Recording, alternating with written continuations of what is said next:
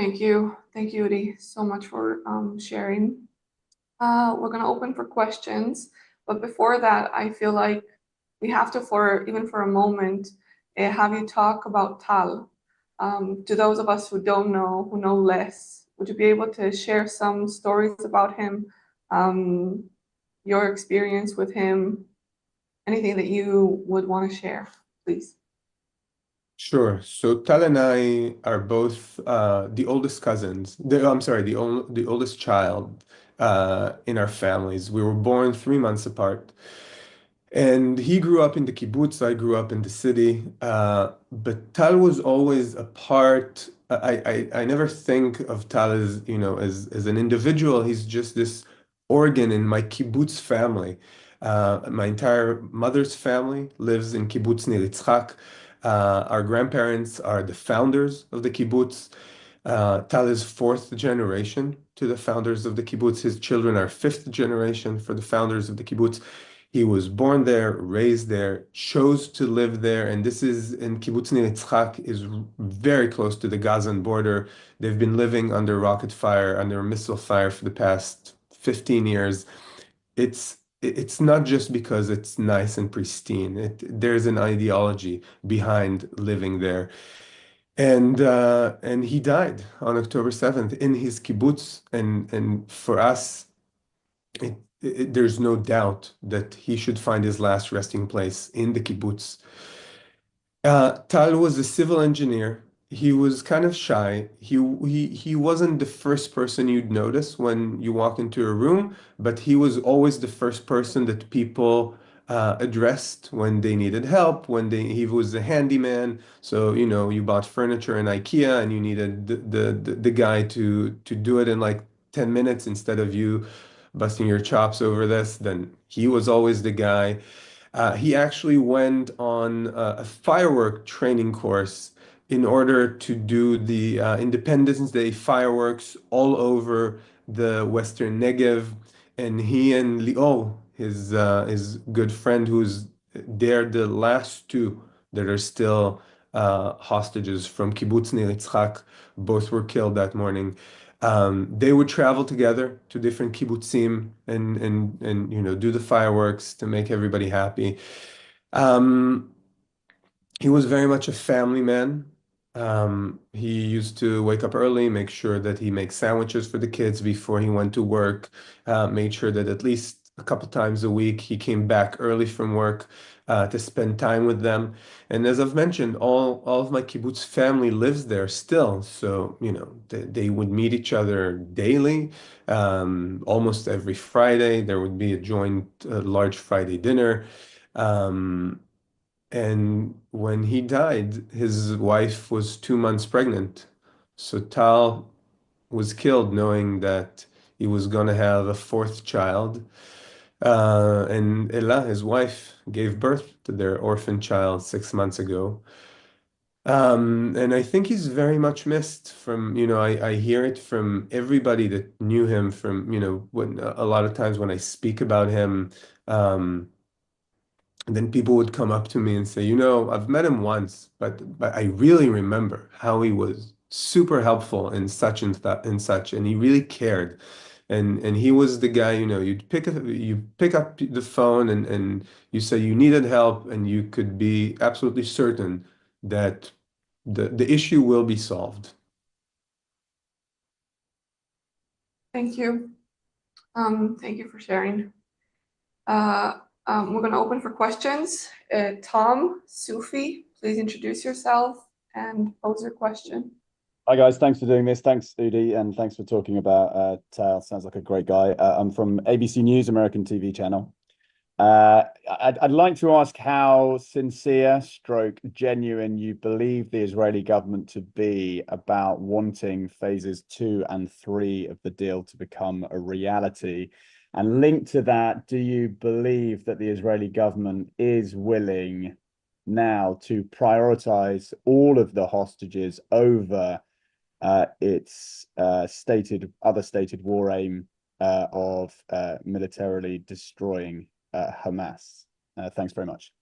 Sure. Thank you for your question, and I think you've phrased it correctly in order to help me answer the question. So, first, I think that we've reached a point where there's no doubt on what we should do in the avenue of going into this deal. We can't postpone any longer, and we have to start getting hostages out. And this is why the messages we've been getting from everyone, not just the government, but also the negotiation team, is that we have no time to spare. We've got to go into this deal and start phase one. At the same time, they're still working on phases two and three, but they would come into conclusion later on. And it would be much easier once we're already within a momentum of a deal of hostages getting out, hostilities ending. Now, you've put it correctly as destroying Hamas militarily. And I want to be, I'm a family member. Until last year, I was very involved and I was an activist in other fields. I'm not a politician and I'm not by any means a military person. But I think it's very, very obvious. Hamas will not be destroyed militarily. This is a fantasy. Hamas can be destroyed. He should be uh, he should be off the map and should not be the governing body in the day after, which is the stated goal of the war.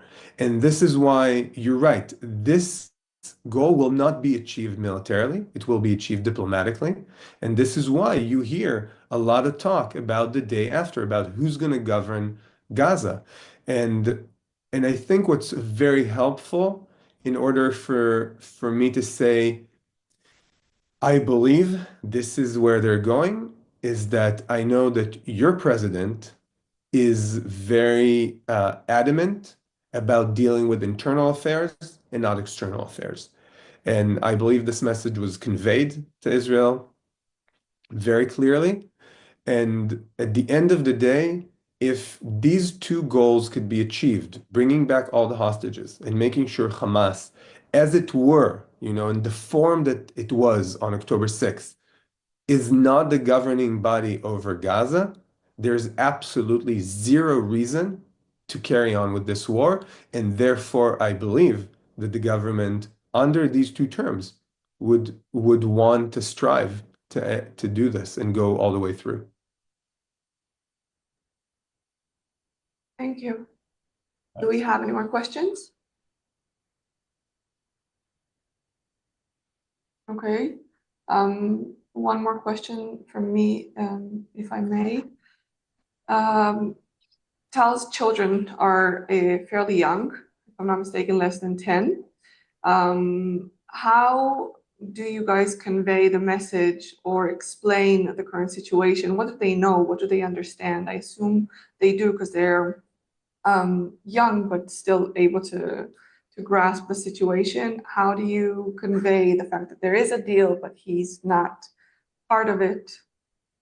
So, the intricacies of this conversation, this is what Ella, their mother, Tal's wife, is doing. And I know that she has been conveying the messages, the message of what's going on to the kids basically from day one.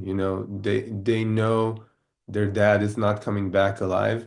But what's very difficult for them was all throughout this period is is getting their heads around uh, the fact that first, and this is a quote from them, why do they say that dad is dead if nobody had seen him? And I think it's a legitimate question from coming from a kid who really misses his or her dad. And the other thing is that because of all the abnormalities of this war, because they found some remains of Tal, we were actually able to have a burial service, or we buried an empty coffin. The kids were there, and yet their dad is not back. So obviously, many difficult conversation already had to be done along the way. And I think from knowing Ella, and from hearing her speak to them, um, she's very, very brave in conveying reality to them while, protecting them from what they don't really have to hear. Um, but I believe she's telling them the truth. We're at a better point right now, but there's still time until dad is coming back. Thank you. A question, I don't know who D is. I'd like to ask the turmoil for the families with Netanyahu's latest update today. Um, yeah. Um, so I'd like to ask the turmoil for the families when Netanyahu latest update today. Yeah, so there were two updates today coming out of Netanyahu. One is that Hamas has new demands, and this is the reason that they haven't had a government meeting to sign the deal yet. Um, and this is what I was referring to in when I started speaking. Um, at the end of the day, this is a very, very difficult negotiation, and and I would say I think the Netanyahu is wise in not stating out in the open, the deal is signed, it's all good, forget about it, when there are still things that can go wrong. On the other hand, we hear people in his coalition speaking about the fact that they might break down the government if the deal is signed or if it's signed and it goes all the way through. And and I know he's dealing with them as well. I don't know any of the intricacies going on there because it's really behind closed doors. But what I can really tell you about these people, about Smotrich and Ben Gvir, is that they should just be ashamed of themselves. That's really all I can say about them. These are two people who consider themselves religious Jews, and Judaism has the amount of laws and mitzvahs that have to do with caring about the other, responsibility to your neighbor, definitely to the other that is of your own people, but also to the foreigner.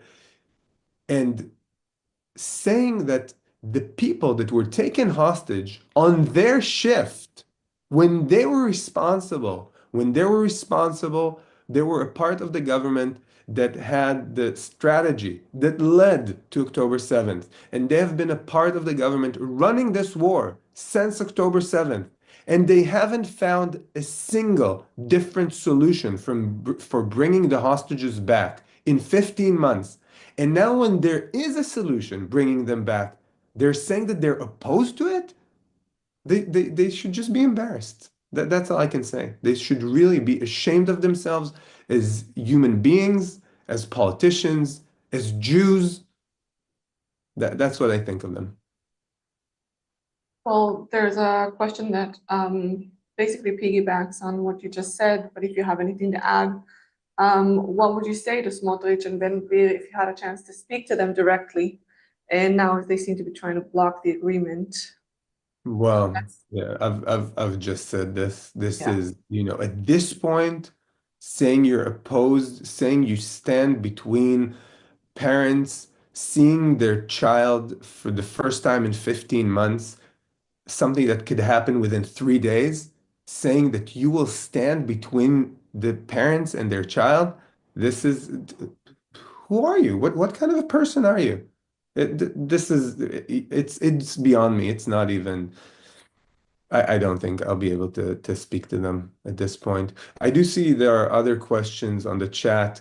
Why did Israel carry out an attack on Gaza after a ceasefire had been agreed upon? It hasn't. By the way, first of all, I Yeah, don't I represent, I right. I replied don't represent, right. exactly. You're a family member, you're not a That's right. policymaker, so that's Just the not a only question thing for I'd you. like to say about this is that it hasn't yet. The deal hasn't been sealed, and this is what I opened with. And I hope, I truly, and I want to say on a personal note, I take zero pleasure in seeing what's happening in Gaza.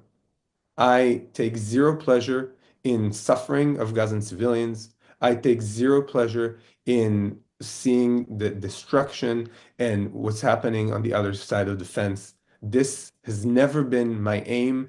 This, I don't think it makes the my situation personally or in Israel any better. And I want to see hostilities end for the sake of civilians on both sides. Um, Last question. I can't raise my hand for that, but I No, would I like to. just asked this one. Oh, you did. Okay, Yeah, yeah, sorry. yeah. You did. Yeah, Okay. don't worry about it. Can I ask another question? Do you Yeah, mind? yes, please. Yeah, thanks. Udi, firstly, thanks for talking about the kids and how you manage educating them on that, because obviously as a dad of young kids, it's quite powerful to hear that. Can I just, I mean, a question is related, a little bit related to Smotrich and Ben-Gvir, but slightly different. I mean, ultimately, you know, a section of society in Israel, hard to say exactly how big, is opposed to the deal. You know, we've seen small scale protests already on the streets of Jerusalem this morning, very small, but you know, even a lady at breakfast in my hotel this morning was, expressing consternation about the number of Palestinian prisoners released in the deal. Can you just reflect on that? You know, the divisions within society, given what's at stake, and how you feel about that as a family member. Thank you. Sure. So first of all, I want to say it's a bad deal. It's a really bad deal. But you know what? This is the consequence of October 7th. There is nothing good that can come out of the October 7th attack. There is nothing good that can come out of 15 months of warfare. And the only thing that we could do is find a way to end this. And there is no other way to end this. Now, I don't want to say whether it's a high price to pay or not, because this is what it is. This is just the reality. I'm not one of the politicians. I didn't, run the war. Neither did I create the strategy that led to October 7th. So unfortunately, it's not my responsibility. Had it been, I probably would have made very different decisions along the way. But as this is the reality, and we have to remember something that seems obvious, but I feel that many people don't really understand this. The hostages will never, never be back by military force. This is not an option. If there's something we've learned in the past 15 months, is that military operations to rescue hostages sometimes succeed, but most times it kills soldiers and it kills hostages. To be precise, about 30 hostages have been killed directly or indirectly because of the fighting in Gaza. So in order for the hostages to be back, and this is something that's really important to know, their captors need to get an order from their superiors clearly saying, do open the gate and let them out. That's the only way they're going to be back. There's no other way. And in order for them to willingly to, to bring them out, they need to get something in return. Do I like it? No. They're insane jihadist, murderous terrorists. Is there another way? No, there isn't. And this is how negotiations work. You need to give something in order to get something. And because we are, at the end of the day, a Western democracy that values human lives, we will give whatever is needed in return in order to get our people back. And that is the only way. Now, are these people concerns correct? Of course, they're valid. We've seen terrorists that getting out and going back to actively participate in terrorist activity. Does Israel have the ability, and not just the ability, does it have the responsibility to make sure that it keeps track of these people? And if they present a danger, then to do whatever is needed so these people don't go back to harming their own people or Israelis? Of course they do. But if we, Israelis, actually have faith in our ability to work for a better future and actually make sure we have the guarantees, the international guarantees, to act upon them, and that we actually take action in order to keep ourselves safe, because at the end of the day, only Israel is responsible for its safety with the help of its allies. But we need to make sure that when these people are released, and this is just, it's one instance, that I can give you numerous concerns that are all valid within this deal. But we need to make sure that on the day after, we don't go back to October 6th being complicit when on the other side of the fence, there's an insane terrorist organization that vows to kill us and we just let it prosper. Thank you. We have two more questions. You did touch upon both to a certain degree, so I'm going to ask if you have anything to add. We'll let you. How do you feel about the phase one lasting for 42 days with hostages released once a week, whereas the first deal agreed on was daily releases? So obviously, it's very hard to take. It's very hard to take this prolonged period. The longer the deal, the more things could go wrong. Um, so I'll say this. So this, for me personally, emotionally, and not just for me. Obviously, you can imagine for all family members, the fact that this is going to take so long, it's going to be excruciating.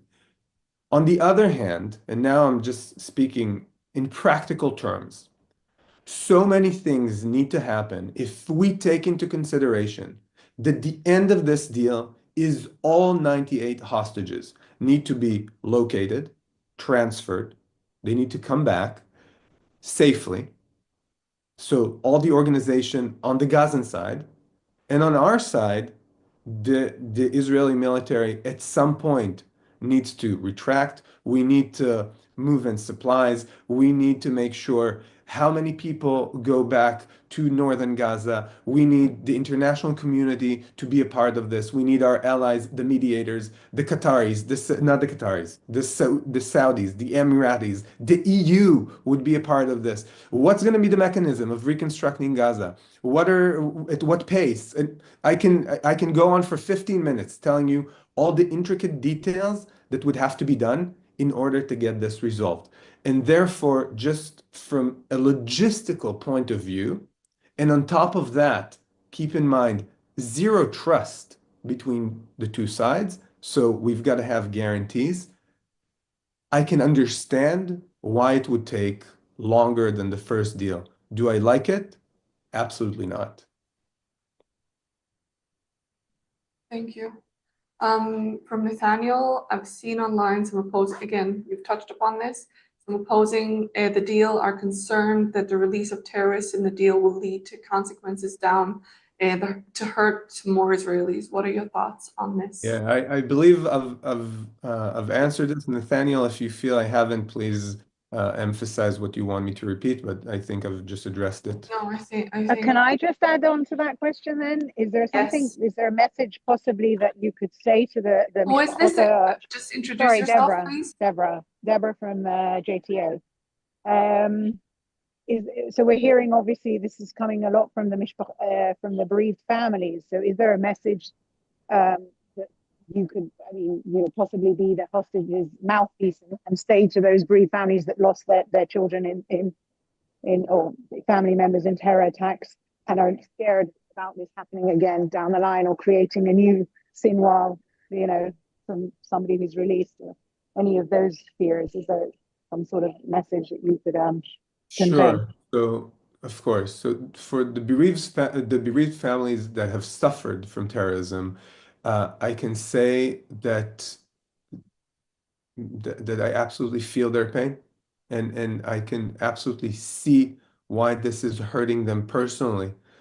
But sadly, the reality of existence in Israel is that if it weren't for arvut adadit, for mutual responsibility, we would not last in this region for a week.